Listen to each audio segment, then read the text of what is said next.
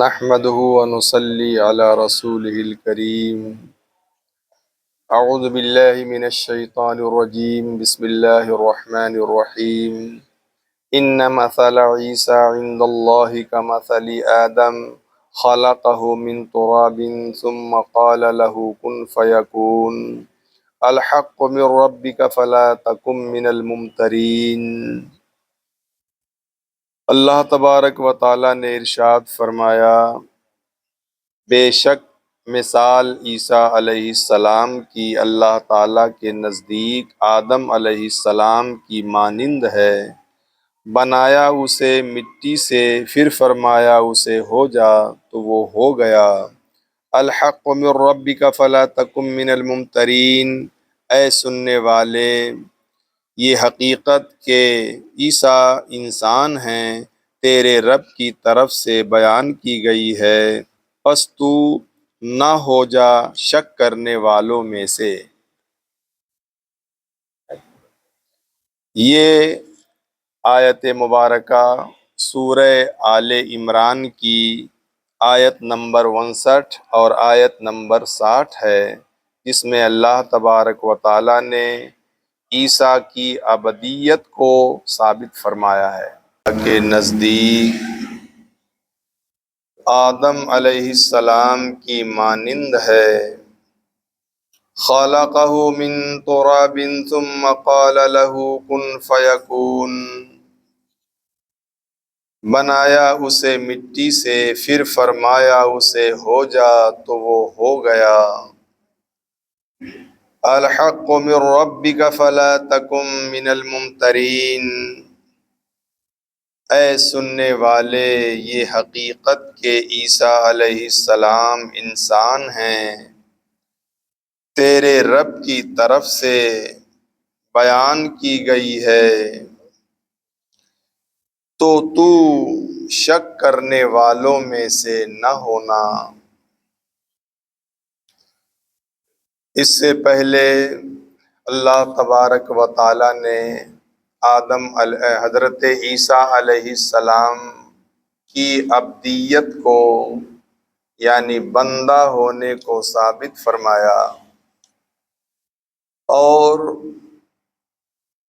کوئی چیز ثابت کرنے کے لیے کبھی دلائل سے بات ثابت کی جاتی ہے، کبھی واقعات کی روشنی میں ثابت کیا جاتا ہے، اور کبھی شکوک و شبہات کو دور کر کے ثابت کیا جاتا ہے۔ تو اس سے پہلے اللہ نے حضرت عیسیٰ علیہ السلام کی ابدیت کو دلائل اور واقعات کی روشنی میں ثابت فرمایا کہ حضرت عیسیٰ علیہ السلام پیدا ہوئے اور وہ کھاتے پیتے تھے۔ یہ پیدا ہونا، یہ کھانا پینا، یہ بندہ ہونے کی نشانی ہے۔ اب اس آیت میں اللہ نے شکوک و شبہات کو دور فرمایا۔ عیسائیوں کے لیے جو شکوک تھے، شبہات تھے، وہ اللہ نے اس آیت کے ذریعے دور فرمایا۔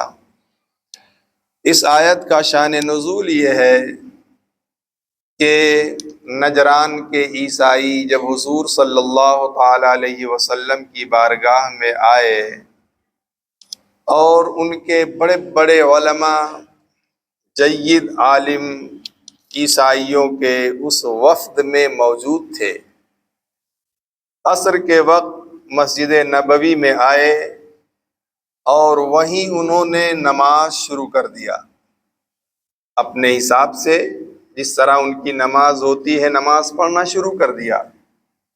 صحابہ کرام نے انہیں روکنا چاہا، مگر حضور صلی اللہ علیہ وسلم نے منع فرمایا کہ ان کو اپنی نماز پڑھ لینے دو۔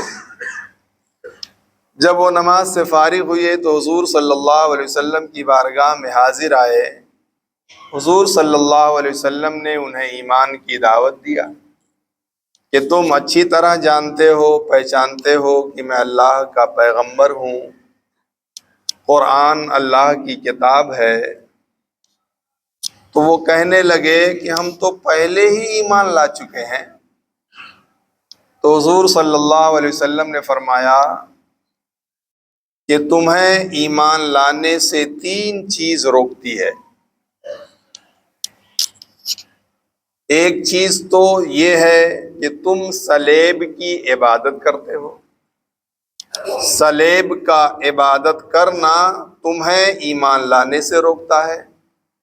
دوسری چیز ہے خنزیر کا کھانا، تم خنزیر کھاتے ہو، یہ چیز تمہیں ایمان لانے سے روکتی ہے۔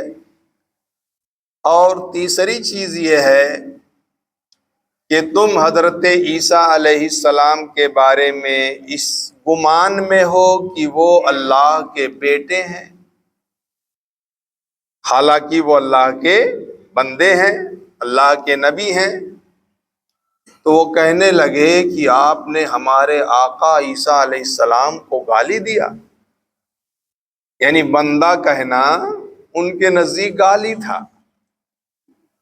حضرت عیسیٰ علیہ السلام اللہ کے بندے ہیں، یہ ان کے نزدیک گالی تھی۔ تو حضور صلی اللہ علیہ وسلم نے فرمایا ہاں یقیناً وہ اللہ کے بندے ہیں، اللہ کے نبی ہیں، وہ کلمت اللہ ہیں۔ اس موقع پر پھر انہوں نے کہا کہ آپ نے کوئی ایسا بندہ بھی دیکھا ہے جو بغیر باپ کے پیدا ہوا ہو؟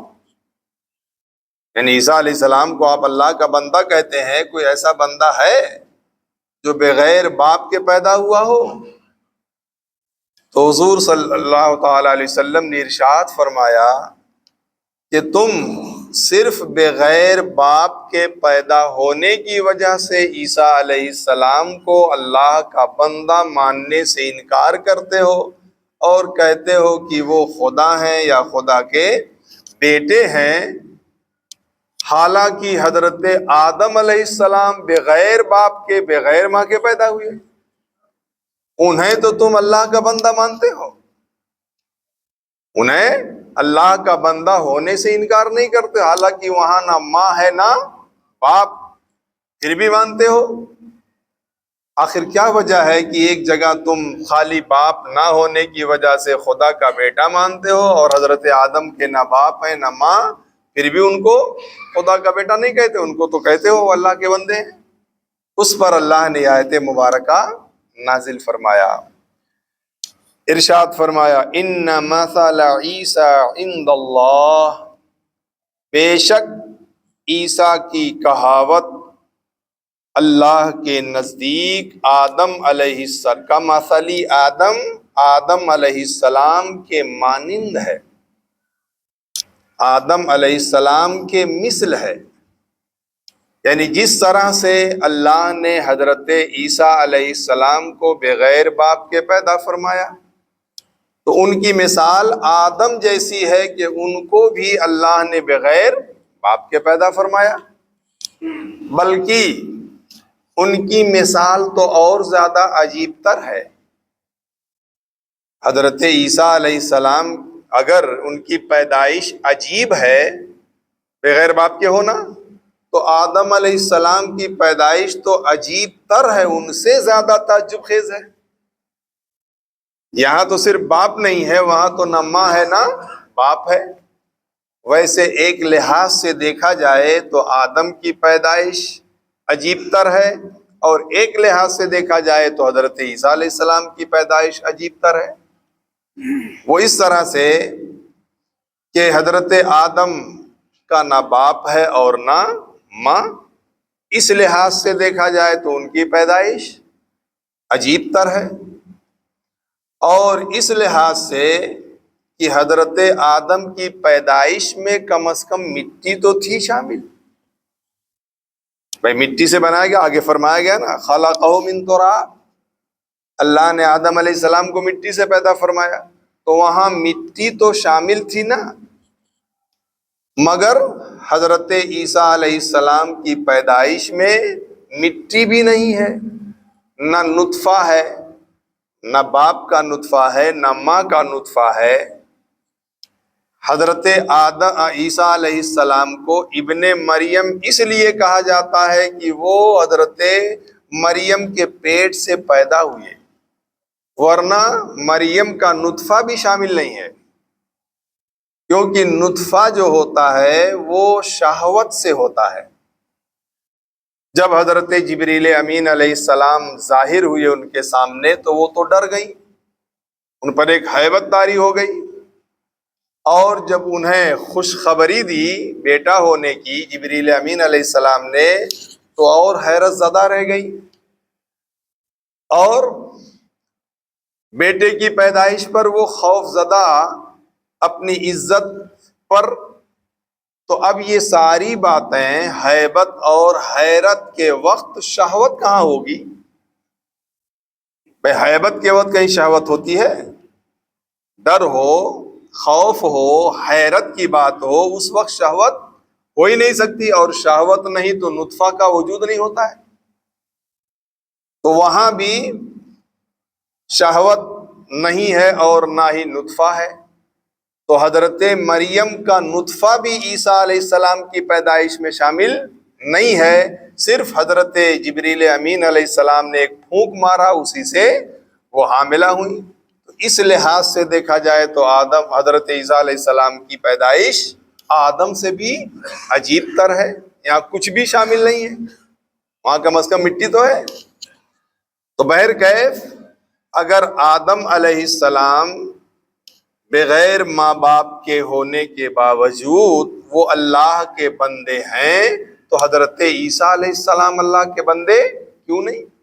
تو بدرجہ اولا اللہ کے بندے ہوں گے، ان کی ماں تو ہے۔ تو فرمایا رب نے بے شک عیسیٰ کی مثل، عیسیٰ کی کہاوت اللہ کے نزدیک آدم کی طرح ہے، اور اللہ نے اس مضمون کو انا سے شروع فرمایا جو تاکید کے لیے آتا ہے، چونکہ حضرت عیسیٰ علیہ السلام کے بندہ ہونے کا انکار عیسائیوں نے کیا، اس مضمون کا انکار عیسائی کرتے تھے، اس لیے اللہ نے تاکید کے ساتھ فرمایا، اور یہود تو تہمت لگاتے تھے، وہ کہتے تھے کہ حضرت عیسیٰ علیہ السلام بغیر باپ کے پیدا ہوئے، اور ان کا تو نسب نامہ بھی نہیں ہے، یہ ثابت النسل بھی نہیں ہے، نبی ہونا تو دور کی بات ہے، یہ ولی بھی نہیں ہو سکتے ہیں، یہ ثابت النسب ہے ہی نہیں۔ حالانکہ ایک طرف وہ یوسف نجار کو باپ بھی کہتے تھے، یعنی تہمت لگانے کے لیے یوسف نجار کو کہتے تھے کہ یہ ان کا بیٹا ہے، اور پھر بیٹا ہونے سے انکار بھی کرتے تھے، یعنی ثابت النسب نہیں مانتے تھے۔ تو ان تمام لوگوں کی تردید کے لیے اللہ نے انا فرمایا، تاکید کے ساتھ کہ اللہ نے جو فرمایا وہی حق ہے، جیسا کہ آگے رب نے فرمایا خلقہ من تراب، ان کو مٹی سے پیدا فرمایا۔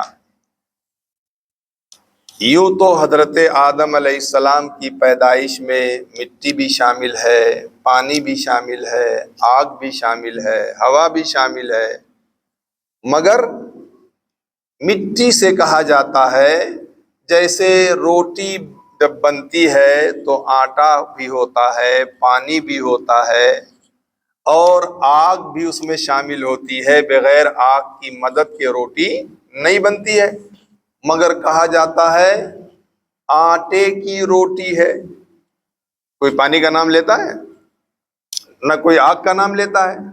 ایسے ہی آدم کے خمیر میں ساری چیزیں شامل تھیں، مگر مٹی کا غلبہ تھا، اس لیے کہا جاتا ہے کہ آدم کو اللہ نے مٹی سے پیدا فرمایا، اس مٹی کے غلبے کی بنیاد پر۔ اور مٹی ایسی چیز ہے جو آگ کو بجھا دیتی ہے، مٹی آگ کو بجھاتی ہے، تو چونکہ آدم علیہ السلام میں یعنی انسان میں حسد بھی تھا، جلن کی آگ بھی ہے، شہوت کی آگ بھی ہے، ان تمام آگوں کو بجھانے کے لیے مٹی کا ہونا، مٹی کا غلبہ ہونا یہ ضروری ہے، اس لیے کہا جاتا ہے کہ آدم علیہ السلام مٹی سے بنائے گئے۔ تو اللہ نے ان کو مٹی سے پیدا فرمایا، ثم قال له کن فیکون، پھر فرمایا اسے ہو جا تو وہ ہو گیا۔ فرمایا کن، کس سے فرمایا؟ مٹی سے۔ ہو جا، کیا ہو جا؟ انسان ہو جا، نبی ہو جا، بشر ہو جا، عالم ہو جا، یعنی اسی کن میں سب شامل ہے۔ اسی لفظ کن میں ساری چیزیں شامل ہیں کہ رب کے لفظ کن فرمانے سے وہ سب کچھ ہو گئے جو رب نے چاہا، جو رب نے بنانا چاہا وہ سب کچھ ہو گئے۔ فیکون، تو وہ ہو گیا، یعنی رب نے جیسا بنانا چاہا ویسا ہو گیا۔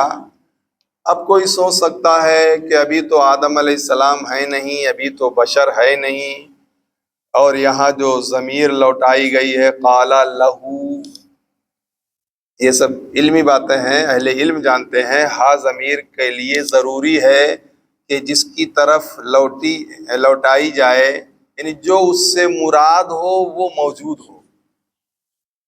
ضمیر سے جو مراد ہو وہ موجود ہو، تو ضمیر سے مراد حضرت آدم ہے اور ابھی موجود ہے ہی نہیں وہ، تو پھر کیسے لوٹائی گئی ضمیر؟ تو دیکھیں، کوئی چیز ہونے والی ہو جس کا ہونا یقینی ہو، جس میں کوئی شک شبہ نہ ہو، اس کو پہلے ہی وجود کے درجے میں رکھ دیا جاتا ہے۔ ایسا بہت ہوتا ہے، کسی نے حفظ کرنا شروع کیا اور اس کو کہنے لگے حافظ جی حافظ جی، پکارنے لگے اس کو، حالانکہ ابھی حافظ ہے وہ، ابھی تو شروع کیا ہے نا۔ جب پورا قرآن حفظ کر لے گا تب وہ حافظ کہلائے گا، حافظ ہوگا، مگر پہلے ہی کہنے لگتے ہیں اس لیے کہ امید ہے کہ وہ حافظ ایک دن ہو جائے گا۔ ایسے ہی عالم کا کورس شروع کیا، اس کو مولوی صاحب کہنے لگتے ہیں، مولانا صاحب کہنے لگتے ہیں، شروع کرتے ہی، حالانکہ ابھی وہ عالم نہیں ہے، ابھی وہ مولانا نہیں ہے، مولوی نہیں ہے، مگر پہلے ہی سے کہتے ہیں اس لیے کہ اس کا ہونا یقینی ہے، جب اس نے شروع کیا ہے امید ہے۔ تو ایسے ہی وہ مٹی، جو پتلا جس کو رب نے بنایا، اس کا آدم اور بشر ہونا یقینی تھا، اس لیے ضمیر کو اس کی طرف لوٹائی گئی۔ اور فرمایا رب نے الحق من ربک، اے سننے والے یہ حق بات ہے تمہارے رب کی طرف سے، یعنی رب نے جو کچھ بیان فرمایا حضرت عیسیٰ علیہ السلام کے تعلق سے کہ وہ اللہ کے بندے ہیں، اللہ کے نبی ہیں اور مریم کے بیٹے ہیں، بغیر باپ کے پیدا ہوئے، یہ ساری باتیں جو رب نے فرمائی وہ سب کا سب حق ہے تمہارے رب کی طرف سے، اور وہ حق ہی ہوتا ہے جو رب کی طرف سے ہو،